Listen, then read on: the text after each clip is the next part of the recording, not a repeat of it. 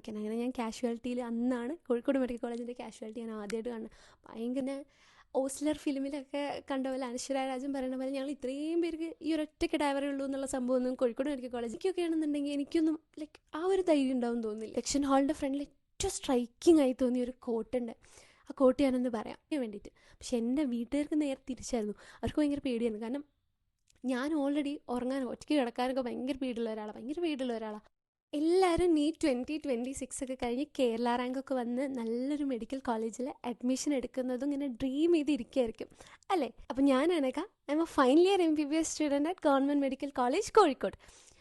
അപ്പോൾ ഈ ഇടയായിട്ട് കേരള റാങ്ക് വന്നതിന് ശേഷം എൻ്റെ DMലുള്ള കുറേ എൻക്വയറീസ് എന്താണെന്ന് വെച്ചാൽ ഫസ്റ്റ് ഇയർ എങ്ങനെയാണ്, ഏതൊക്കെയാണ് സബ്ജക്ട്സ്, ഈ ഡിസെക്ഷനൊക്കെ എങ്ങനെയാണ്, അനാറ്റമി ഡിസെക്ഷൻ, കെഡാവറിനെ കണ്ടപ്പോഴുള്ള ഫസ്റ്റ് എക്സ്പീരിയൻസ് എന്താ, ഇങ്ങനെയൊക്കെ കുറേ ചോദ്യങ്ങളായിരുന്നു.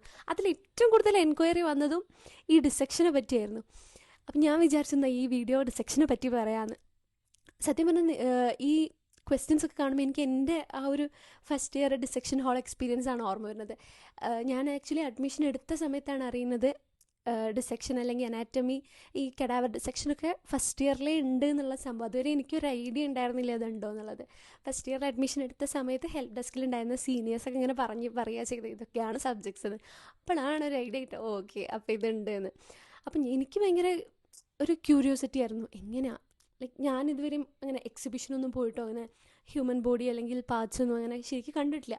അപ്പം എനിക്ക് ഭയങ്കര ക്യൂരിയോസിറ്റി ആയിരുന്നു ഇങ്ങനെ ആവുന്നത് എന്നൊന്ന് അറിയാൻ വേണ്ടിയിട്ട്. പക്ഷെ എൻ്റെ വീട്ടുകാർക്ക് നേരെ തിരിച്ചായിരുന്നു. അവർക്ക് ഭയങ്കര പേടിയായിരുന്നു. കാരണം ഞാൻ ഓൾറെഡി ഉറങ്ങാനോ ഒറ്റയ്ക്ക് കിടക്കാനൊക്കെ ഭയങ്കര പേടിയുള്ള ഒരാളാണ്.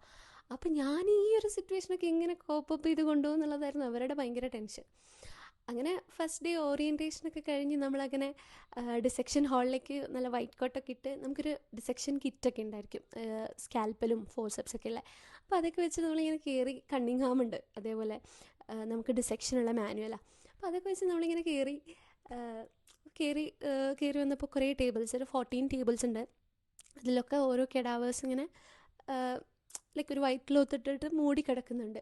അപ്പോൾ അന്ന് നമ്മൾ കെഡാവേഴ്സിനെ കണ്ടിട്ടൊന്നുമില്ല. അന്നൊരു 3 hour സെഷൻ എന്തായിരുന്നു എന്ന് വെച്ചാൽ നമ്മൾ ആ ഒരു ഡിസെക്ഷൻ ഹാളിൽ കയറി കഴിഞ്ഞ് കഴിഞ്ഞാൽ എങ്ങനെയൊക്കെ അവിടെ ലൈക്ക് ആ കെഡാവറിനെ നമ്മൾ എത്രത്തോളം റെസ്പെക്റ്റ് ചെയ്യണം അല്ലെങ്കിൽ അവരുടെ ഇമ്പോർട്ടൻസ് എന്താണെന്ന് മാഡംസ് പറഞ്ഞു തരുമായിരുന്നു. എൻ്റെ ഡിസെക്ഷൻ ഹാളിൻ്റെ ഫ്രണ്ടിൽ ഏറ്റവും സ്ട്രൈക്കിംഗ് ആയി തോന്നിയൊരു കോട്ടുണ്ട്.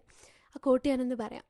Let conversation cease, let laughter flee, this is the place where death delights to teach the living.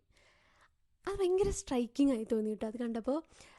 സത്യം പറഞ്ഞു കഴിഞ്ഞാൽ അവരവരുടെ ബോഡി ലൈക്ക് നമ്മളെപ്പോലെ ഒരു ഹ്യൂമൻ ആയിരുന്നു. അവരും നമ്മളെപ്പോലെ ജീവിച്ചുകൊണ്ടിരുന്ന ഒരാളായിരുന്നു.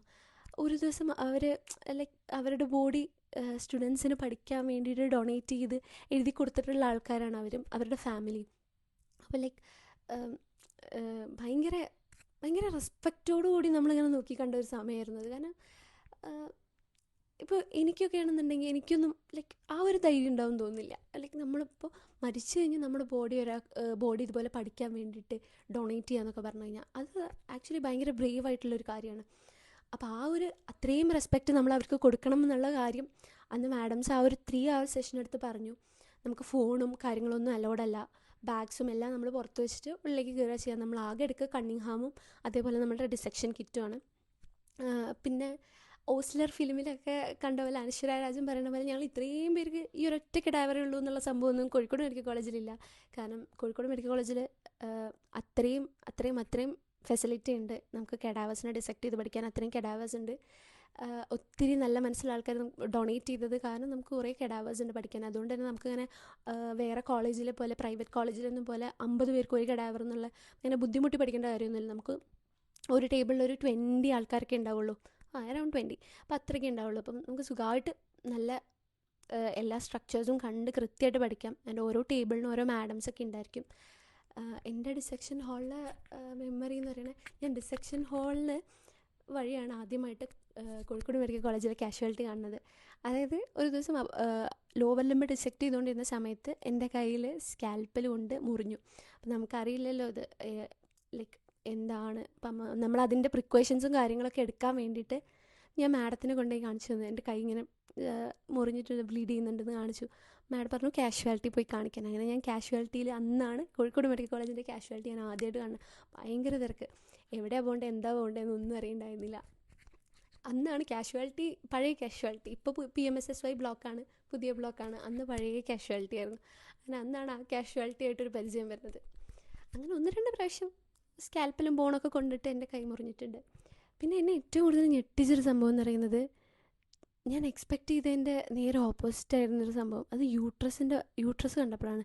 ലൈക്ക് യൂട്രസ് എൻ്റെ മനസ്സിലത് വലിയൊരു ഓർഗനായിരുന്നു. കാരണം ഒരു ബേബീനെ അതിനുള്ളിൽ കൊള്ളുമെന്ന് പറയുമ്പോൾ അത് അത്ര വലിയൊരു ഓർഗനായിട്ടായിരുന്നു ഞാൻ വിചാരിച്ചുകൊണ്ടിരുന്നത്.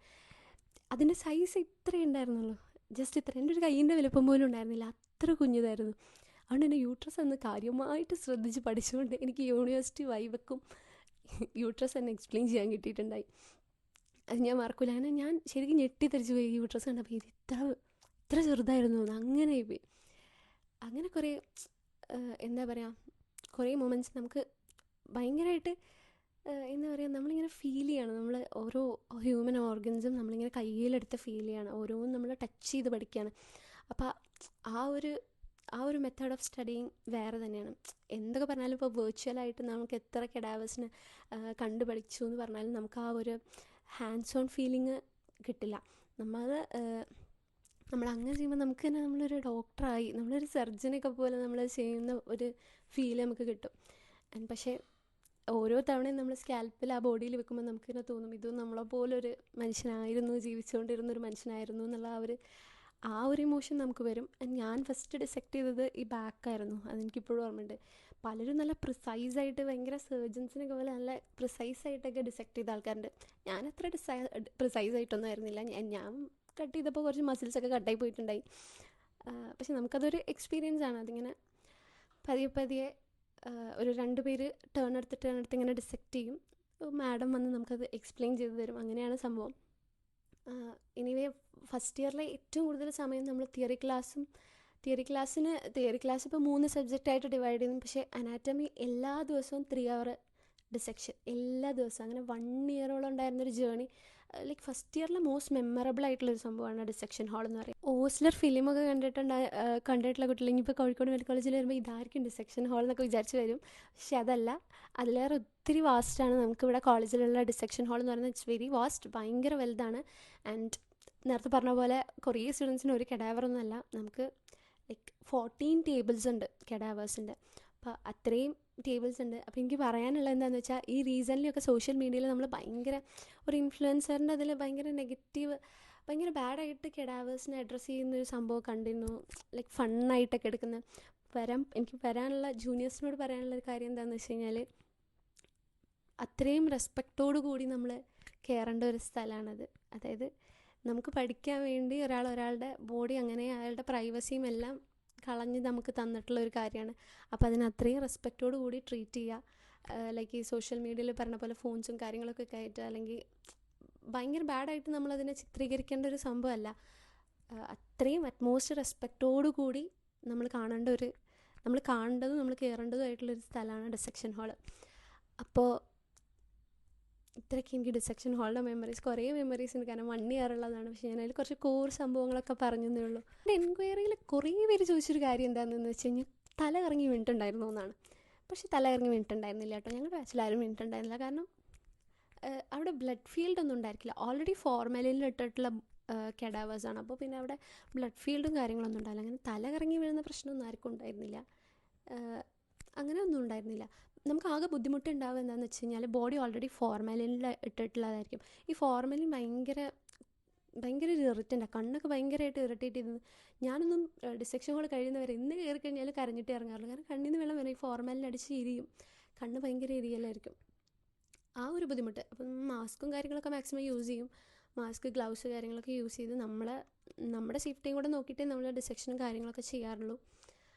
അപ്പോൾ അങ്ങനെ. അപ്പോൾ all the best, all future doctors.